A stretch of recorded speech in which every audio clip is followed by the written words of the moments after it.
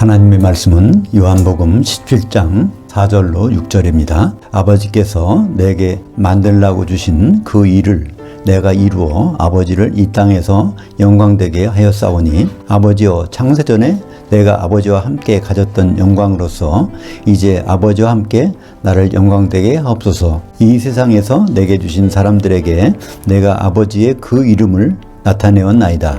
그들은 아버지의 것들이었는데 내게 주셨으며 그들은 아버지의 그 말씀을 주목하였나이다. 오늘 말씀을 가지고 예수님의 첫 작품 그들은 중매쟁이라는 제목으로 말씀을 나누겠습니다. 십자가 하면 기독교 하면 십자가를 떠올리게 됩니다. 하지만 십자가를 기독교의 전부라고 생각하면 큰 오산입니다. 예수 그리스도의 십자가는 예수님의 7가지 사역 중에서 첫 단추에 불과합니다. 골로새서 2장 17절에 보면 이 절기는 그림자요 실체는 예수 그리스도의 것, 예수님이 하시는 7가지 것이라고 말씀하고 있습니다. 그 중에 십자가는 6월절 절기를 완성하신 것이죠. 앞으로 예수님은 나팔절에 재림하시고 속죄절에 심판하시고 장막절에 하나 되는 교회와 혼인하실 것입니다. 하나님의 명령은 요한복음 12장 50절에 보면 천년왕국에서 영생하는 것입니다. 그러면 우리는 예수만 믿으면 영생이다 이렇게 생각할 수 있는데요. 요한복음 3장 16절 자세히 보면 예수님이 변화하는 모습을 따라가서 믿어야 영생, 그렇지 않으면 멸망당한다고 말씀하고 있죠. 그래서 십자가가 참 좋은 것이긴 하지만 우리가 십자가에다가 시선 집중시키고 있다면 멸망할 수밖에 없다는 그런 뜻이죠. 주님은 십자가에서 내려오셨습니다. 주님이 십자가 지기 전에 첫 작품을 완성하셨다는 사실을 아십니까? 우리도 한 학기 끝나면은 학예회가 있어가지고 한 학기 동안에 배운 걸 가지고 발표해야죠. 주님도 이 세상에 죽으러 오셨지만 피 흘리셔 오셨지만 피 흘리시기 전에 아버지께 받은 일이 있습니다. 오늘 그것을 17장 4절에 보면 아버지께서 내게 만들라고 주신 작품 그 일을 이제 완성했나이다. 그럼 주님이 30세 때부터 일을 시작했는데 3년 반 동안에 하신 그 작품이 무엇일까요? 바울은 그 주님의 작품을 에베소서에서 언급합니다. 에베소서 2장 10절에 보면 우리는 그의 만드신 바라 그리스도 예수 안에서 선한 일들을 위하여 창조하심을 받은 자니 이 일들은 그 하나님이 전에 예비하사 우리로 그 일들 가운데서 행하게 하려 하심이니라. 이 말씀을 그냥 읽으면 무슨 뜻인지 이해가 안 가요. 여기서 우리라는 대명사는요 사도들입니다. 성도들이 아니라 사도들을 가리킨 것이죠. 사도들이 바로 그의 만드신 바 예수님께서 제작하신 작품이라는 것입니다. 이 만드신 바는 작품을 뜻하죠. 포이에마 헬라어로 만드는 것을 동사로 포이에오라고 합니다. 명사로 하면 작품은 포이에마 만드는 것 자체는요 포이에시스라고 합니다. 작품을 만드는 건 포이에시스고요. 작품 자체는 포이에마. 이 포이에마의 동사가 바로 오늘 요한복음 17장 4절에 있지 않습니까? 아버지께서 내게 만들라고 포이에오 하라고 아버지 하나님께서 3년 반 동안 나에게 포이에오 하라고 하신 일을 내가 드디어 완성했다는 것을 아버지께 기도로서 보고하는 거 아닙니까? 그래서 사도들이 하는 그 작품이 하는 그 일들에 대해서 소개하고 있죠. 그 예수 안에서 선한 일들을 위하여 창조하심을 받은 자들이니 에베소서에 그 선한 일들은 창세기 2장 18절에 보면 아담이 돕는 배필을 갖는 것. 그러니까 그리스도와 교회가 혼인하는 일이 바로 이제 선한 일인데 그 일을 위하여 창조하심을 받았다는 것입니다. 사도들은요, 한 사람 한 사람이 창조하심을 받아서 창조라는 뜻은 이전에 전혀 없던 것입니다. 다시 말해서 그리스도와 교회를 중매시키는 그런 직책은요, 이전에 존재하지 않았었어요. 그리스도와 교회를 중매시키는 그런 일을 위해서 창조하심을 받은 자들이라고 사도들은 자기를 소개하고 있는 것입니다. 근데 그 일들은 그 하나님이 전에 예비하사 우리로 그 일들 가운데서 그리스도와 교회의 혼인하는 일들 가운데서 행하게 하셨다는 것을 이렇게 말씀하고 있는 것입니다.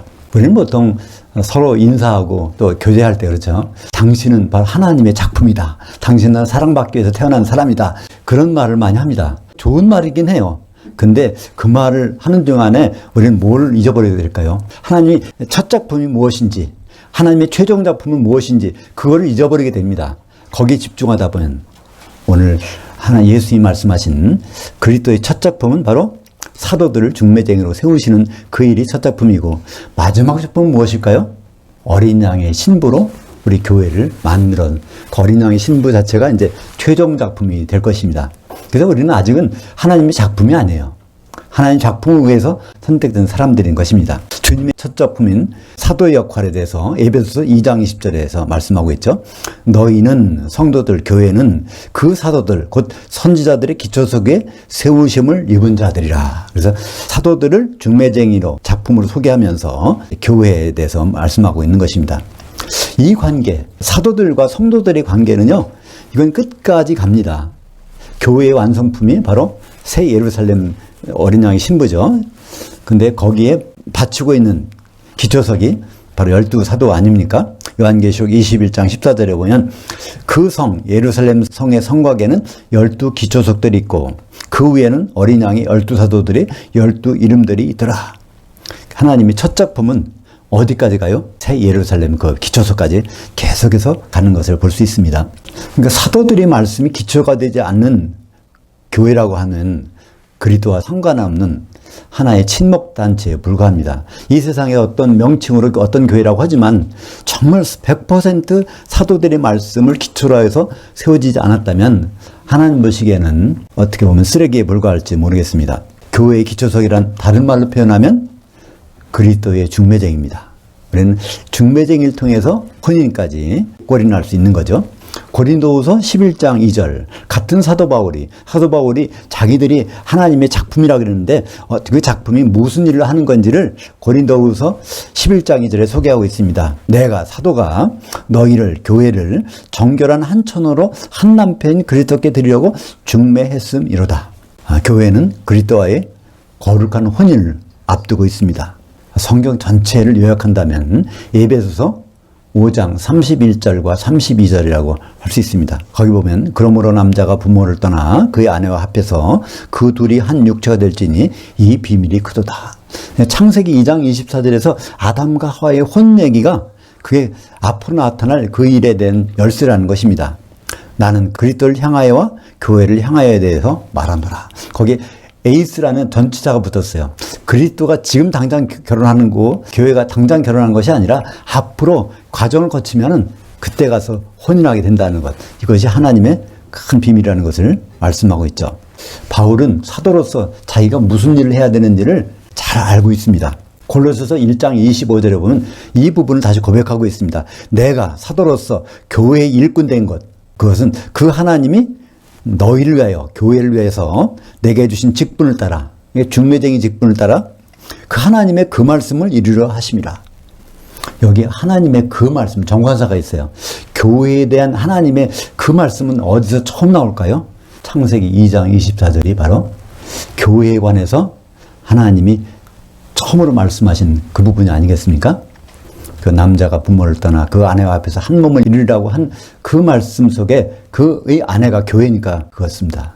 그 창세기 2장 24절에 그 말씀을 위해서 하나님이 택해서 나를 일꾼 삼으셨다는 것을 사도 바울은 이렇게 반복해서 말씀하고 있는 것입니다. 창세기 2장 24절을 보면 히브리어 문법에 독특한 용법이 나와 있습니다. 히브리어는 완료와 미완료로 크게 대분됩니다. 근데 특별한 용법이 있어요. 바브라는 접속사에다가 완료형을 쓰면, 완료는 보통 이미 완성된 건데 바브라는 접속사에다 완료형을 쓰면 앞으로 미래에 반드시 이루어야 말리라는 그런 독특한 문법이 바로 바브 플러스 완료형입니다. 이것이 처음 나오는 문장이 창세기 2장 24절입니다. 그걸 생각하시고 한번 볼까요? 이러므로 남자가 부모를 떠나 그의 아내와 합하도록 하여, 여기에 바브 플러스 완료형입니다. 그 둘이 한 육체를 이루도록 하고야 말이라. 여긴 바브 플러스 완료형. 그러니까 반드시 결합하게 혼인시켜서 한 몸을 이루어야 말이라는 그 선언을 3인칭의 의지미래, 영어도 그렇지 않습니까? He will die 하면요, 그는 죽을 때가 돼서 죽을 것이다, 그런 뜻이죠. 그죠?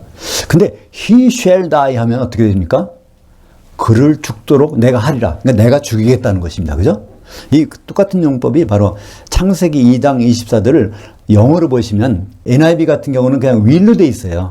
그러니까 그걸 표현하지 않았는데 킹제임스 흥점역에 보면 그걸 shall로 돼 있습니다. shall로 돼 있기 때문에 하나님의 의지가 거기에 반영되어 있는 것을 볼 수 있죠. 주님도 이 말씀 하셨어요. 그러니까 창세기 2장 24절이 두 군데에 나오는 것이 아닙니다. 창세기 2장 24절과 에베소서 5장 31절 거기 있는데 똑같은 말씀이 어디 있어요? 마태복음 19장 5절에 있습니다. 사실 그 말씀의 주인공인 예수님이 그거를 모르시겠습니까? 바로 그 말씀 하시면서 19장 9절에 보면 아내가 음행한 연고 외에는 절대로 내가 버리지 않겠다. 그러니까 버리지 말아야 되겠다. 그 말씀 하십니다. 그 말씀은 무엇일까요? 우리가 음행만 안 한다면, 큰성 바벨론처럼 은행만 안 한다면, 세상과 짝하게 살지 않는다면 반드시 혼인하시겠다는 그 의지가 마태복음 19장 이제 9절에 있는 것이죠. 주님이 이 땅에 오신 최종 목적은 죄인들을 구원하는 것이 아닙니다. 죄인들을 구원한 다음에 그들을 통해서 무슨 작품을 만들려고 하신 것이죠. 이러한 이해를 구약의 성막 만드는 장면에서 우리는 생각해 볼 수 있습니다. 성막은 백향목같이 아주 그 튼튼한 그런 나무로 만드는 것이 아닙니다. 조각목이라는 아카시아 나무로 만드는 건데요. 광야의 아카시아 나무는요, 그건 땔감을 같으면 별 쓸데가 없는 거예요. 그죠? 그거 몇 조각 가지고 어떻게 그 큰 성막을 만들겠습니까? 근데 하나님은 명령하셨어요. 그 쓸데없는 거 가지고 그것을 내가 거주할 그 집을 만들라고 명령하셨습니다. 그러니까 그걸 가지고 성막을 만들려면 광야에서 아카시아 나무를 자르는 순간에 어떻게 보면 구원받은 것입니다. 그죠?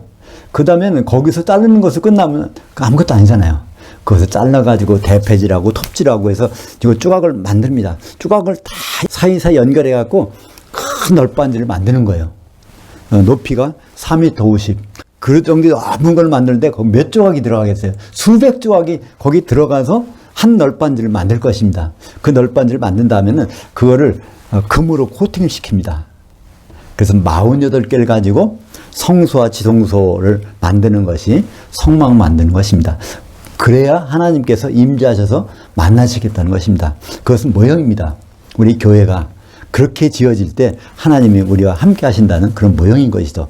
그래서 예수님 십자가로 피 흘리신 것은 우리 구원이 아니라 사도행전 20장 28절에 보면 그의 피로 교회를 사셨느니라. 궁극적으로 어린 양의 신부, 아내 될 그것을 위해서 피를 흘리셨다는 것을 말씀하고 있습니다. 주님은 복수의 아들들이 성령으로 하나 될 때 한 신부와 혼인하실 것입니다. 그 말씀을 예수님이 마태복음 9장 15절에서 말씀하시지 않았습니까? 신부실의 아들들이 신랑과 함께 있을 동안에는 슬퍼할 수 있느냐? 그러나 신랑을 빼앗길 날이 이르니 그때는 금식할 것이니라. 가만히 생각해 보세요. 예수님이 신랑으로 오셔서 그분과 함께 있을 때가 언제일까요? 2000년 전은 아닙니다. 분명히. 그죠? 앞으로 재림하셔서 공중에서 거기 아들들, 하나님의 아들들, 성도들을 만나서 같이 있는 시간이 있는데 그게 언제 어떤 시간이죠? 심판받는 시간입니다. 7교회 한가운데 삥 둘러싸여서 이 인자가 계십니다. 그때는 슬퍼할 필요가 없다는 거예요. 그렇지만 거기서 신랑을 빼앗기는 날이 이르리니 혼인 만찬에 못 들어가면 문을 두드리고 있는데 교회 문을 못 열어서 거기 만찬을 못 먹으면 그러면 이제 그분과 떨어져서 천년 동안 지옥에서 금식하는 거 아닙니까? 하나님의 아들들이 공중에 올라가서 결국 하나 되게 하는 데는 성령밖에 없는 것입니다. 에베소서 4장 3절에 그 말씀이 있죠. 창세전에 하나님 아버지는 예수님과 뜻을 세우셨습니다. 오늘 말씀에 보면 요한복음 17장 5절 보면 아버지여 창세전에 내가 아버지와 함께 가졌던 영광으로서, 그러니까 영광이라는 것은 그분의 비밀한 일들이 거기에 이제 발표했다는 거예요. 그러니까 이 우주가 창조되기 전에 하나님은 아들과 아버지 하나님이 같은 비밀한 일을 좀 꾸미고 계셨다는 것입니다. 근데 그 일을 이제 나를 영광되게 하옵소서, 그 일이 드러나게 해달라는 말씀이죠. 결국 십자가에서 피를 흘려서 교회를 사고 그다음에 부활하시는 그것을 이룰 시간이 됐다고 말씀하신 것입니다. 주기도문에 그 말씀이 나오죠. 하늘들에 계신 우리 아버지요, 아버지의 그 이름이 거룩히 여김을 받으시오며 아버지의 그 통치가 임하시오며 아버지의 그 뜻이 하늘에서 이룬 것 같이 땅에서도 이루어지이다. 그러니까 하늘, 셋째 하늘에서 아버지 뜻을 세우셨는데 그것을 땅인 교회에서 이루어지도록 그것을 거기서 아버지와 아들이 그것을 계획을 세우셨는데 그것이 이제 몇 시간 후에 이루어지기를 아버지께 기도하는 것입니다. 그렇게 하나님의 감춰진 비밀이 드러나는 것을 성경에서는 뭐라고 하죠? 영광이라고 합니다. 영광을 가장 잘 표현한 것이 지난번에 나왔었죠. 요한복음 12장 23절에 내가 영광을 받을 그 시간이 왔도다. 그 영광을 받은 그 시간이 뭐라고 뒤에 설명합니까? 요한복음 12장 24절에 한 알의 밀알이 땅에 떨어져 썩으면 많은 열매를 맺느니라면서 자신이 독생자로 죽고 마다들로 부활하는 것을 그걸 바로 영광이라고 말씀하고 있습니다. 하나님의 비밀한 것들이 하나하나 밝혀지는 것, 드러나는 것, 그걸 영광이라고 말씀하고 있죠. 그래서 요한복음 17장 5절 다시 보죠. 아버지와 창세전에 내가 아버지와 함께 가졌던 그 영광으로서 셋째 하늘에서 세우신 아버지의 그 뜻을 가지고 에베소서 1장 4절에 보면 거기에 창세전에 그리스도 안에서 그 영광을 위해서 그리스도로 말미암아 그 말씀이 나오는 것처럼 바로 이제 그 시간이 됐다는 것입니다. 십자가에서 피 흘릴 시간이 됐는데 이제 아버지와 함께 나를 영광되게 하옵소서. 아버지와 내가 세운 그 뜻이 세상으로 드러나게 해달라는 말씀이죠. 주님은 하나님의 뜻을 따라 완벽한 혼인을 위해서 교회를 사시기 전에 먼저 하신 일이 있습니다. 그것이 바로 12사도들을 중매쟁이로 만드시는 일이었습니다. 6월절부터 시작해서 장막절까지 가야 되는데 그 전에 해야 될 일은 바로 중매쟁이를 만드시는 그 일이었습니다. 요한복음 17장 6절 볼까요? 이 세상에서 내게 주신 사람들에게서 내가 아버지의 그 이름을 나타내었나이다. 요 말씀하실 때 누구에게만 말씀했어요? 요한복음 6장 마지막부터 계속 지금까지는 누구와 12사도와 물론 가룟 유다는 나중에 바울로 대체되지만 사도들에 대해서 말씀하십니다. 결국 이 사람들은 아버지의 것이었는데 예수 그리스도께 맡기셨다는 것입니다. 그들은 아버지의 그 말씀을 주목하였나이다. 아버지의 그 말씀, 교회에 대한 그 말씀, 혼인에 대한 그 말씀, 창세기 2장 24절을 바로 사도들은 주목하고 있었다는 것을 말씀하고 있죠. 자기들이 무슨 일을 해야 될지를 그들은 이제 알게 되었다는 것입니다. 부활하신 주님은 오직 사도들과만 만나서 40일 동안 하나님의 통치에 대한 일을 말씀하시고 성령을 보내주시기 위해서 다른 사람 안 만나고 곧바로 승천하셨습니다. 그래서 승천한 지 열흘 만에 오순절날 성령을 누구에게? 사도들에게. 마가다락방이 아니라 성령은 어디에 내렸어요? 성전에 내렸습니다. 그날 저녁에 사도들의 말씀을 받아들인 3,000명에게도 성령이 내려서 2개의 떡이 흔들려서 바로 교회가 시작된 것입니다. 레위기 23장 17절에 보면 오순절날은 2개의 떡덩어리가 요제로서 흔들리는 날입니다. 바로 교회가 시작된 날이죠. 그 교회, 어린 양의 신부, 예수님과 앞으로 혼인할 대상이 그때 처음으로 시작된 것입니다. 사도들은 창세전에 그리스도 안에서 예정하시고 하나님의 영광을 위해서 그 뜻에 기뻐하신 대로 그리스도로 말미암아 택하신 사람들입니다. 에베소서 1장 4절부터 6절까지 보면 그건 우리 얘기가 아닙니다. 다 사도들 얘기입니다. 사도들을 그렇게 선택해서 거기 에베소서 1장 7절에 보면 뭐라고 되어 있습니까? 모든 허물들을 다 용서해 주셨다. 완벽하게. 그걸 다른 말로 구속이라고 합니다. 아폴리트로시스. 완벽하게 흠이 전혀 없도록 그렇게 해결됐다는 것을 사도들은 고백하고 있는 것이죠. 그들은 믿을 만한 기초석입니다. 우리가 여기에 이렇게 앉아 계신 이유가 무엇일까요?